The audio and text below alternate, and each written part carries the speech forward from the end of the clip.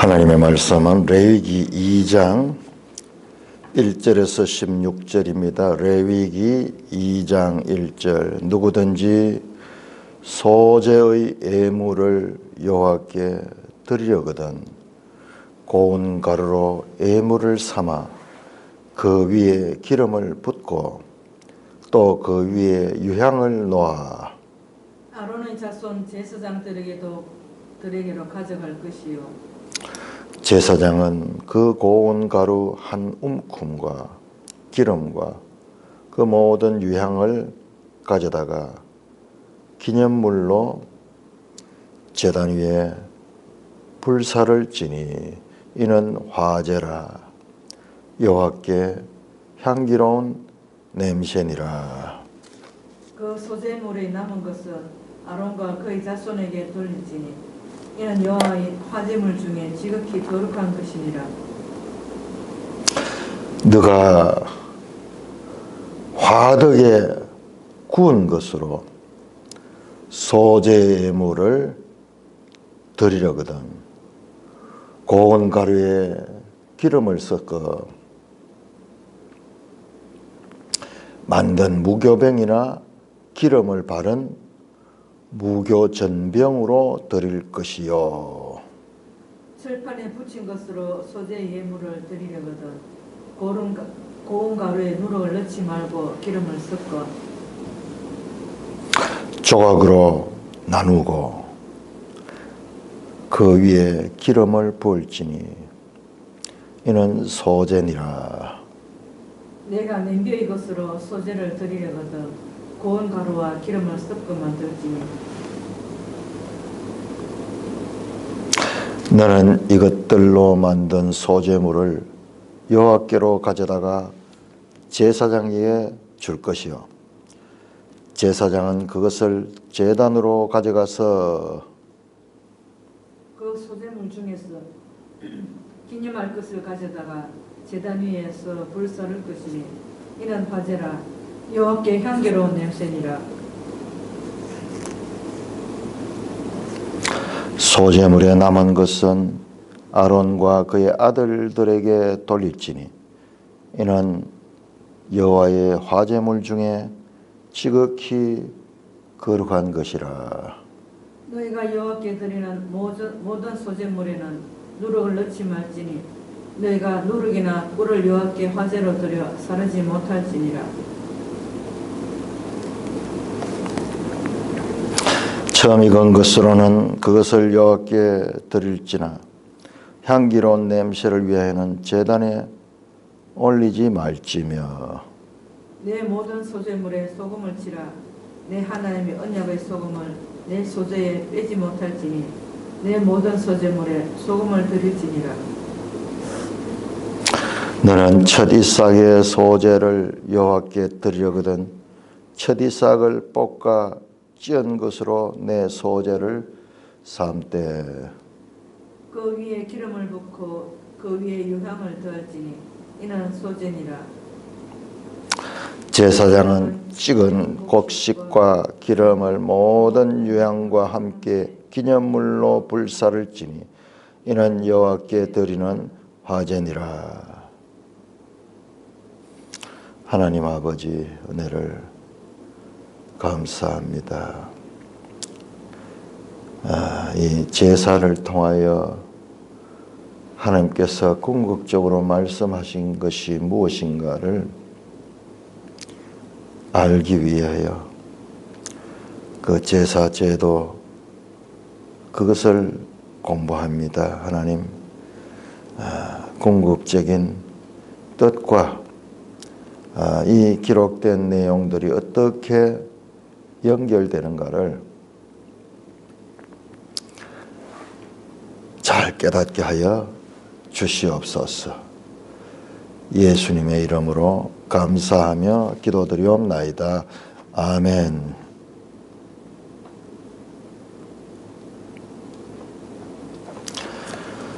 참 지금부터 약 3,500년 전에 그것도 저 히브리인들의 제사법이니까는 오늘 우리가 이해하는데 여러 가지 어려움들이 있습니다만은 이게 기적이에요. 3,500년 전에 우리하고 전혀 관계없는 저 히브리인들의 제사법을 우리가 오늘날 현대인의 입장에서도 어느 정도 이해할 수 있다는 것이 이것이 참 기적 중에 큰 기적입니다.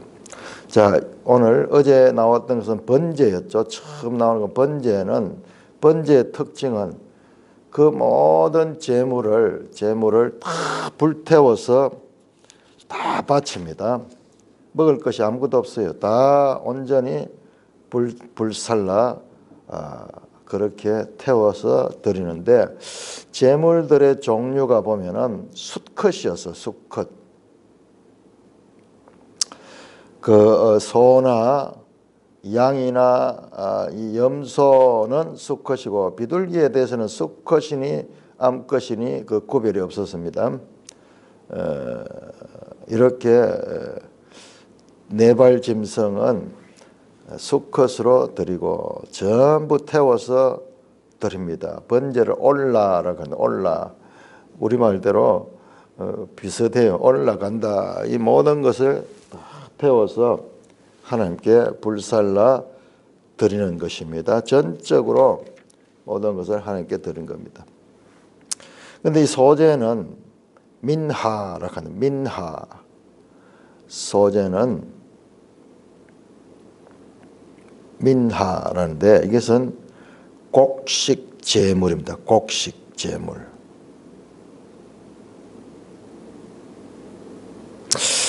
이 곡식 제물은 어떤 면에서는 지금 앞에 나오는 번제와 계속 연결되는 내용일 수 있어요. 자, 앞에 번제에서도 소로 번제의 제사물로 드리는 경우가 있고 그 형편이 안 되는 경우에는 양이나 염소를 드리고 그 형편도 안 되는 경우에는 새를 드렸거든요. 어떤 면에서는 이 소제는 그 새조차 드릴 형편이 안 될 경우에는 곡식 제물인 이 소제를 드리지 않았는가 그렇게 연결해서 볼 수도 있습니다. 그래서 소제는 제물 자체가 곡식으로 드리는 제물이죠. 그러니까는 우리가 이 제사에 대해서 우리 기존 관념은요, 죄를 사하는 것이다라는 것은 틀린 것은 아니지만요, 제사가 가지고 있는 기능 가운데서 제사의 목적 가운데서 그것이 전부는 아니에요. 전부는 아니에요. 지금 예를 들어서 짐승을 드릴 때는 그것을 죽여가지고 피로 드리잖아요. 피의 제사인데 이 소제는 피가 없는 것이거든요. 피가 있고 여기는 피가 없잖아요. 그러니까 제사의 종류 가운데 이와 같은 것들이 있다는 거예요. 그래서 이 제사를 우리가 공부를 해보면은 두 가지 제사의 큰 기능이 있는데 하나는 속죄입니다. 속죄. 죄를 사하는 거예요. 죄를 사하는 속죄. 이거는 제사의 핵심이에요. 핵심. 모든 것의 기본은 이겁니다. 이것이 없이는 제사 관계가 유지될 수 없어요. 자, 그런데 우리가 여기에서 제사를 공부하면서 한 가지 하는 게 이와 같은 피가 없이 드리는 소위 소제 같은 것들이 있는 소제 같은 거. 이거는 죄와 상관없는 거예요. 그리고 이따가 보면은 속죄, 이게 대표적인 속죄 제사고, 자, 우리가 보면은 다음 보면 화목제라는 게 화목제. 이게 나타내는 의미가요. 의미가 연관이 있어요. 연관이 있는데, 그러나 근본이 이게 먼저 근본이 돼야 되고, 그 결과 관계의 화목이에요. 화목. 이건 평화입니다. 피스. 살롬임. 그 살롬임.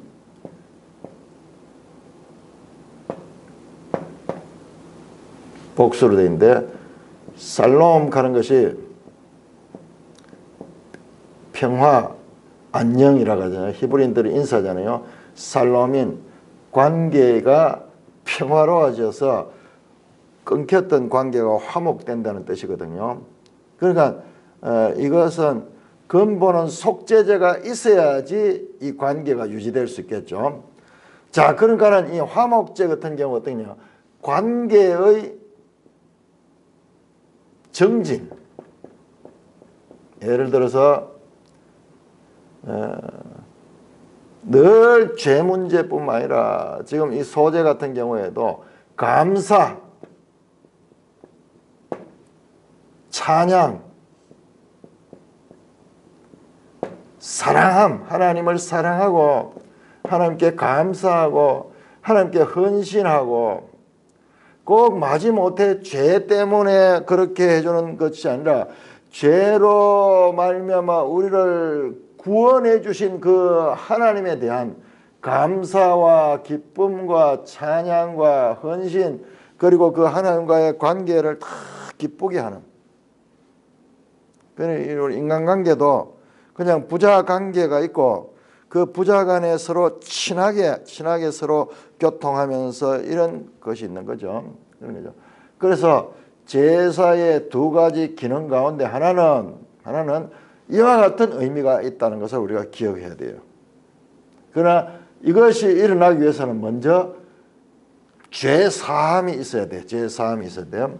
그래서 5대 제사를 통해서 우리가 하나님과 어떠한 관계를 가져야 될 것인가에 대한 풍성한 교훈을 받게 됩니다.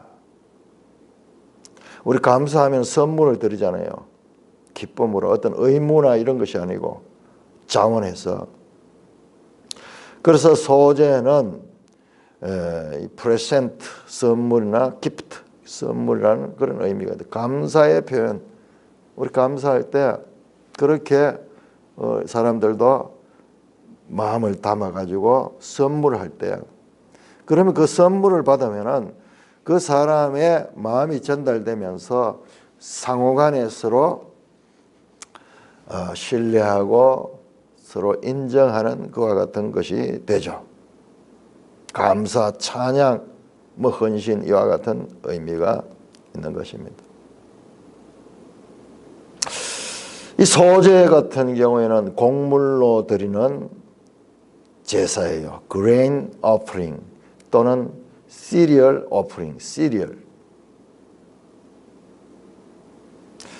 그리고 가루로 드린다 해서 meal offering, 고운 가루로 드리라. meal, 이 meal 하는 게 우리 밀가루 할 때 거기는 같은 단어네요. 밀을 가루로 내가지고 그렇게 드리는 거죠. 이 어원을 한번 추적해 보면은 이게 연관이 있을 것 같아요. 밀하는 밀. 이 제사들이 번제에 대한 가르침을 앞에 나오는 번제와 서로 이어가지고 나오는 것 보면은 짐승 번제와 연결될 수도 있겠다 그런 생각. 이것도 불로 이렇게 태우기도 하거든요. 자, 한번 볼까요? 자, 소제 예물을 여호와께 드리는 고운 가루로 예물을 삼아 그 위에 기름을 붓고 또 그 위에 유향을 놓아 어떻게 아론의 자손 제사장들에게로 가져갈 것이요. 자, 여기서도 제사인이 하는 것과 제사장들이 하는 것이 구별됩니다. 제사인은 하나님께 곡식 제물을 드릴 때 그것을 고운 가루로 빻아야 된다. 자, 오늘날은 우리가 전부 고운 가루죠. 밀가루 다 갈아가 나오잖아요. 다 갈아가 아예 봉다리에 딱 들어가지고 쓸 수 있도록 그렇게 나와 있으니까는 우리가 과정을 몰라. 그런데 오늘날처럼 이런 기계가 있지 않은 시대에 곡식을 수확해가지고 그 껍질을 까내고 아마 평소 보관할 때는 껍질 채로 보관했을 거예요. 근데 먹기 직전에 아마 껍질을 까고 그 다음에 그것을 빻아가지고 고운 가루로 만드는 거죠. 그 빻는 과정이 쉽지 않죠. 절구 같은데, 돌절구 같은데 넣어가지고 그렇게 빻아가지고 가루가 생겨나도록 알곡 곡식 하나하나들이 이렇게 있던 것이 빻으면 빻을수록 으깨지고 그러면서 처음에 곡식의 그 형상은 없어지고 곡식과 곡식이 서로 섞여가지고 하나로 되어버리는데 가루가 되어버려. 전부 가루가 되어가지고 그 가루를 가지고 우리가 이 떡을 해먹고 그렇게 하죠. 그러니까는 이 고대인들의 삶은 끊임없는 노동의 연속이었어요. 오늘날은 상상하지 못하는 거예요. 오늘날 관점으로 성경을 보면 안 돼요. 오늘날은 그냥 돈만 내면은 다 그 봉다리에 들어가지고 모든 과정이 다 완성되어 있는 그걸 가져와다가 그냥 먹기만 하더니만 고대인들은 이것을 전부 다 개인이 다 해야 하니까는 그렇다고 좀 무슨 기계가 좋은 것도 아니고 빻아가지고 그래서 계시로 보면 그런 소리가 나오죠. 다시는 맷돌 소리가 나지 않는다. 맷돌 소리가 나지 않는다. 그런 고대인들은 날마다 맷돌 소리가 났어요. 불과 얼마 전에만 해도 우리나라 한국 마을에 보면 아침마다 연기가 났어요. 연기가. 왜? 집집마다 밥 짓는다고 전부 이 아궁이에다가 불을 떼니까는 집집마다 연기가 나. 연기가 딱. 그게 하나의 그림으로 아침 식사 시간이다 하는 것을 알려주는 시각적인 자료가 돼서 오늘날은 그런 게 전혀 없죠. 그렇듯이 이 가루를 고운 가루로 내야 된다. 빻아가지고 곱게 많이 빻으면 많이 빻을수록 고운 가루가 됩니다. 거친 가루가 아니고 고운 가루로 예물을 삼아 그 위에 어떻게 기름을 붓고 또 그 위에 유향을 놓아. 와, 우리는 이런 향신료를 별로 안 쓰는 편인데 저 중동 사람들은 이런 향신료를 아주 많이 썼던 것 같아요. 기름을 붓고 어떤 기름인지는 안 나옵니다. 아마 감람기름 같은 것이 그쪽에는 많으니까는 올리브 그 기름을 붓고 그 위에 또 유향을 놓아. 유향은 값비싼 거예요. 그래서 조금 이렇게 넣어가지고 향기가 나고 입맛을 돋구는 뭐 그런 것이 아니겠어요. 그 다음에 아론의 자손 제사장으로 가져가요. 이 제사인이 다 이렇게 준비하고 제사장에게 가져갑니다. 제사장은 그 고운 가루 한 움큼과 기름과 모든 유향을 가져다가 기념물로 제단에 불사하자. 저 기념물이 뭐냐? 전체 이 소재물 가운데 일부예요. 일부 정성의 표시로서 일부는 제단 위에 불을 태우는 불로 태우는 이것도 번제예요. 번제. 같은 화재 또는 번제 불 태우는 건데 번제와 다른 점은 있네요. 화재 그냥 화재라 하면 되겠네. 그 뒤에 이는 화재라. 번제는 화재 가운데서도 수컷만 그리고 완전히 불태우는 전부 다를 불태우는 것이 번제고 그다음에 이 소재물도 불태우지만은 그러나 전부가 아니고 일부만 불태운다. 그리고 나머지는 어떻게 하느냐? 그 소재물에 남은 것은 아론과 그의 자손에게로 돌지니 제사장에게 갖다 줘야 돼. 남는 것은. 그러니까 이것이 제사장들의 그 생활할 수 있는 그 어떤 음식이 되었던 것 같습니다.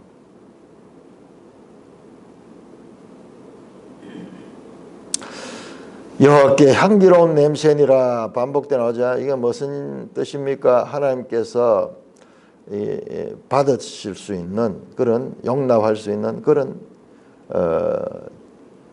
것이다. 그 소재에 남은 것은 아론과 그 자손에게 들지니 이는 화제물 중에 지극히 거룩한 것이다. 소재 이 곡식을 일부를 불태워서 표시를 하고 나머지는 제사장에게 돌려주는. 그래서 지극히 거룩한 것이다. 제사장에게 돌리는 것을 지극히 거룩한 것이라고 반복해서 말씀하고 있는 것입니다.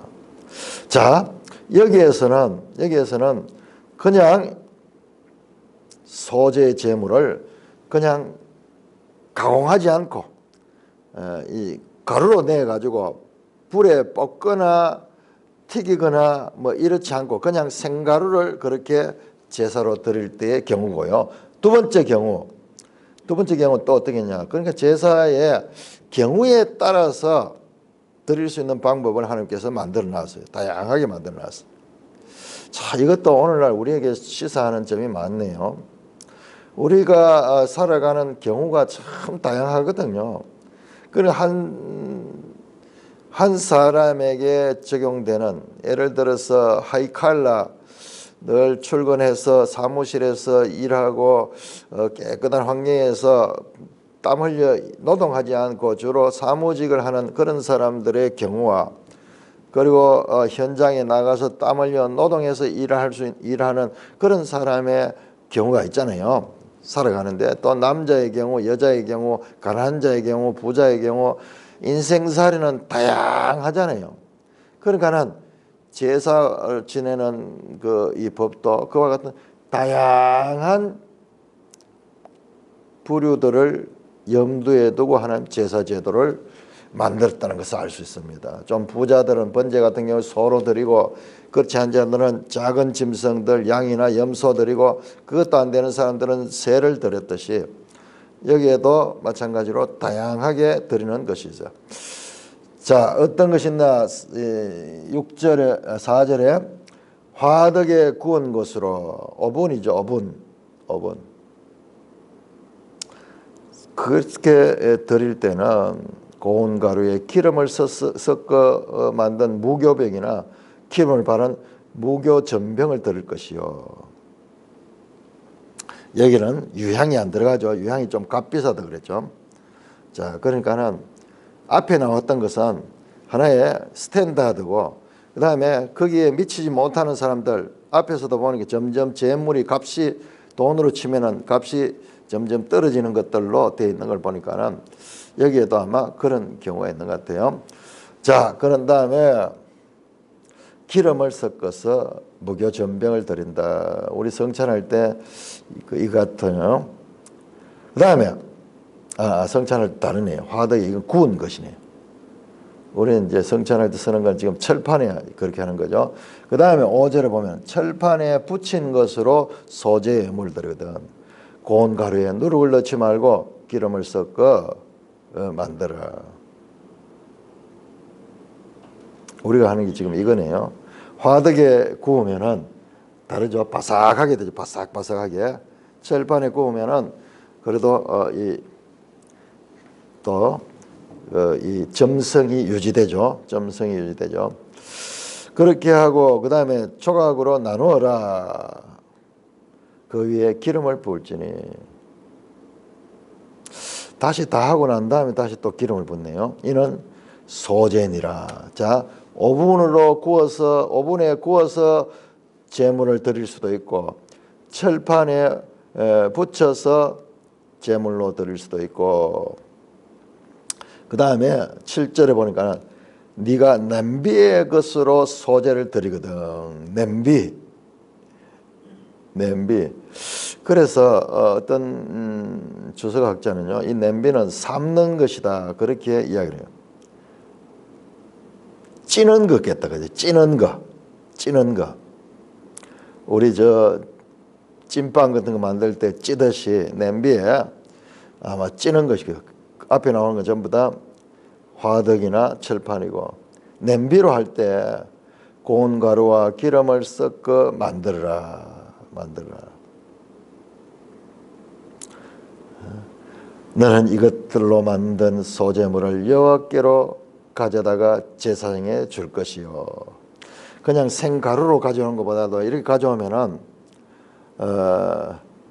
더 운반하기는 편하겠네요.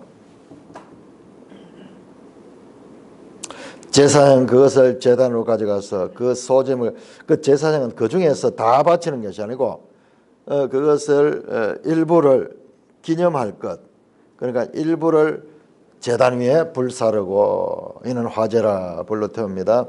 여호와께 향기로운 냄새다. 자, 우리 여기서 하나 정리합시다. 번제와 화제의 차이점.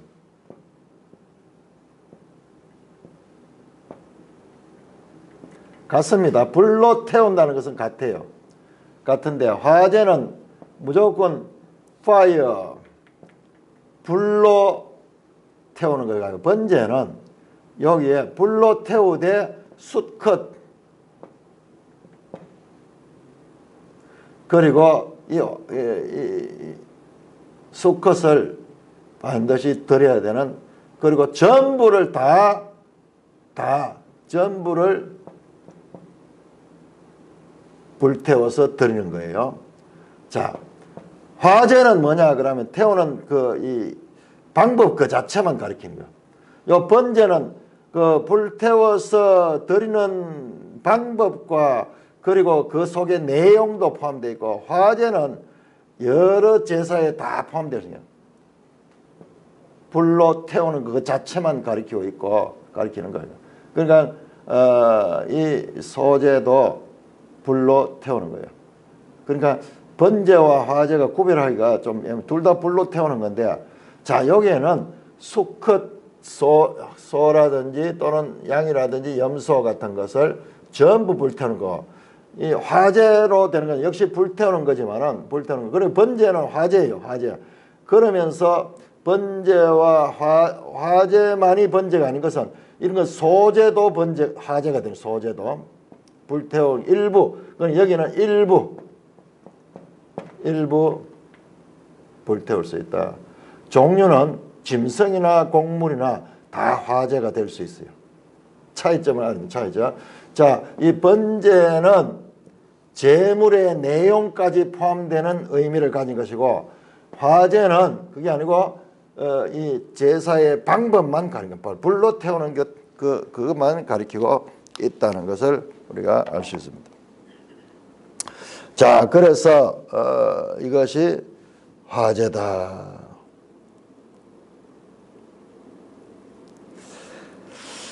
제사장이 그 모든 걸 가져간 걸 제단에 가져가서 일부를 기념할 것을 하는 것은 그 소재물 일부를 하고요. 그 다음에 남은 것은 어떻게 하냐? 아론과 그의 아들들에게 돌리는 거예요. 제사장에게 돌리는 거예요. 이는 여호와의 화제물 중에 지극히 거룩한 것이다. 그 소제물에는 국물이 있어요. 번제는 국물이 없어. 아무것도 없어. 먹을 것이 없어. 사람이 먹을 것이 아무것도 없어. 그러나 이 소제는 제사장에게 돌아가는 몫이 있는 그와 같은 것입니다. 그렇게 보면은 어떤 경우에는 이제 번제와 연결해서 이것을 같은 것으로 보는 경우가 있는데 좀 구별이 되는 게 많네요. 자, 그 다음에 11절에 너희가 여호와께 드리는 모든 소제물에는, 자, 주의사항이 나옵니다. 누룩을 넣지 마라. 누룩이나 꿀을 여호와께 화제로 드려 사르지 못할 것이다. 누룩과 꿀, 첨가해서는 안 될 것. 그 다음에 12절에 보니까 처음 익은 것으로 여호와께 드릴지니 향기로운 냄새를 제단에 올리지 말고, 그리고 처음 익은 것으로는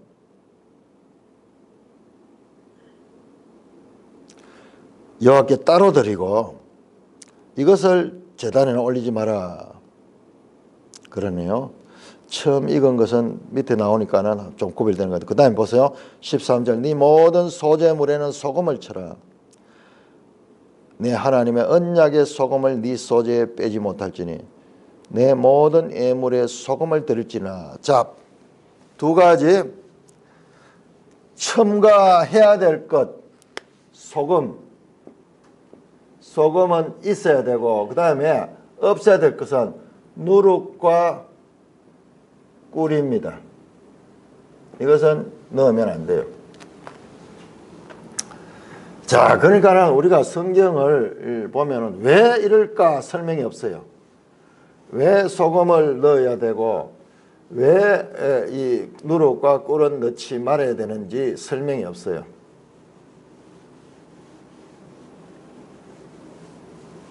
자, 일단 이 음식들이죠. 그러니까 일종의 먹는 음식을 통해서 하나님은 말씀하세요. 그런 음식의 메시지가 있어. 이 성경에 특히 이 구약 성경에 이런 것들이 있는 거예요. 그러면은 우리가 이것을 왜 그럴까 한번 유추해 볼 수 있어요. 소금이 어떤 거예요? 소금 중요하죠. 소금은 맛을 내고 또 소금의 특징은 부패를 방지하는 거예요. 부패를 방지하는 거예요. 이 메시지가 좀 의미가 드러나죠. 소금을 반드시 넣어라. 이건 맛은 그렇게 이제 맛을 내기도 하지만 어떤 달콤하고 그런 맛은 하잖아요. 소금은 짜잖아요. 짜면서 소금을 이렇게 많이 먹으면 입이 찡그러지지. 자, 꿀은 반대죠. 꿀은 달콤하죠. 같은 맛이지만은 여기는 소금은 찡그려지는 그런 그 맛이고 이 설탕은 아마 그렇지 않을 것 같아요. 아주 달콤하죠. 짠맛이에요. 짠맛. 자, 누룩은 반대가 되네요. 부패하는 거잖아요. 부패에서 나오는 게 누룩이잖아요. 그러니까 지금 공통점이 나오네요. 부패를 방지하는 것과 부패하게 하는 것, 이 두 가지가 있고 하나는 짠맛이고 하나는 단맛이다. 그러니까 이 단맛이 들어가면은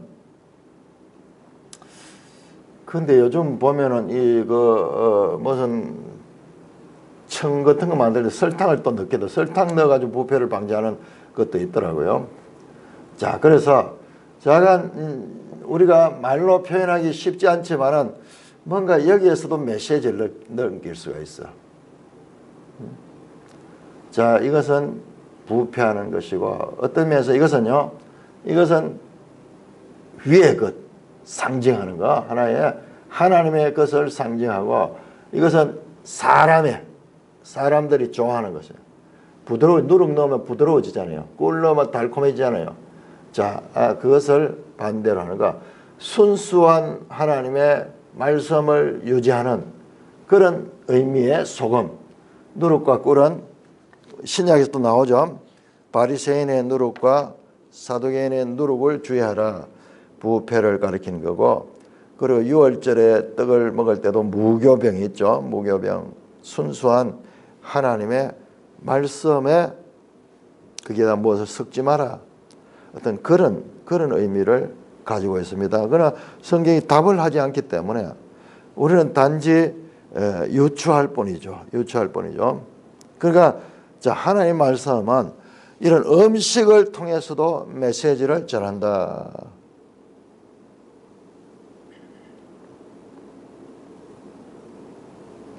언약에 소금을 치라. 네 소재에 빼지 모든 예물에 소금을 드릴지라. 그렇게 말씀하고 있습니다. 자, 우리 민수기 18장 한번 찾아볼까요? 민수기 18장.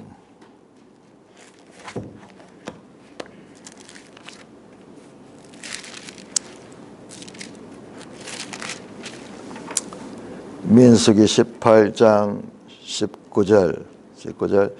이스라엘 자손이 여호와께 거제로 드리는 모든 성물은 내가 영구한 몫의 음식으로 너와 네 자녀에게 주노니 이는 여호와 앞에 너와 네 자손에게 영원한 소금 언약이니라. 이게 이제 여기 좀 의미가 더 분명해는 영원한 소금 언약이다. 변치 않는 거다 하는, 이 언약은 변치 않는 거라 하는 그런 의미가 강하게 나타납니다. 그럼 여기는 언약의 소금을 치라. 내 하나님의 언약의 소금을 내 소에 빠짐을 내 모든 예물에 소금. 그러니까 이 소금을 넣는 건 하나님의 언약을 기억하도록 하는 거예요. 언약을 기억하는 거. 자, 역대하 13장 볼까요? 역대하 13장.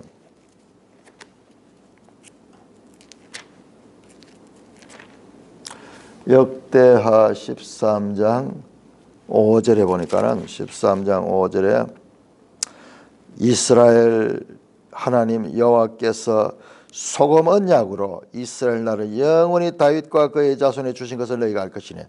좀 의미가 드러나네요. 소금 언약 변치 않는다. 그럼 변치 않는다. 영원하게 변치 않는다. 그 하나님이 변치 않는다. 소금이 부패하지 않게 하듯이 그런 의미가 강한 것 같습니다. 그래서 소제는 반드시 소금을 쳐라. 네 모든 예물에 소금을 드리라. 변치 않겠습니다. 언약의 영원함을 상징하는 그와 같은 것입니다. 이 소금에 관한 메시지는 신약 성경 예수님도 말씀하죠.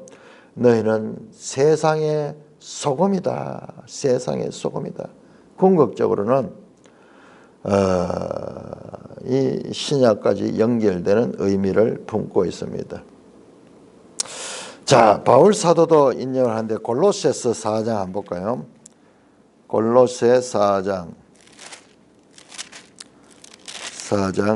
6절. 여기는 또 맛에 대한 거라는데 너희 말을 항상 은혜 가운데서 소금으로 맛을 냄같이 하라. 그래야면 각 사람에게 마땅히 되어야. 소금으로 맛을 내는 것. 자, 두 가지 소금의 의미가 있습니다.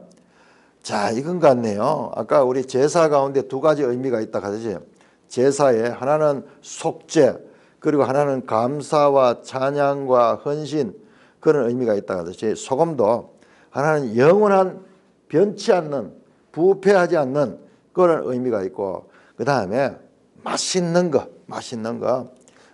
소금이 없는 음식은 맛이 없죠. 맛있게 하는 이 두 가지 요소가 소금이 가지고 있습니다. 그러니까 바울 사도는 지금 우리가 이 소금으로 맛을 내처럼 부패 방지뿐만 아니라 그 가운데 맛을 내는 그런 역할을 해야 될 것도 말씀하고 있습니다. 다음에 14절 너는 첫 이삭의 소제를 여호와께 드리거든 첫 이삭을 뽑아 찍은 것으로 소제를 삼되 그 처음 익은 것, 그 12절에 나왔던 그걸 말하는 것 같아요.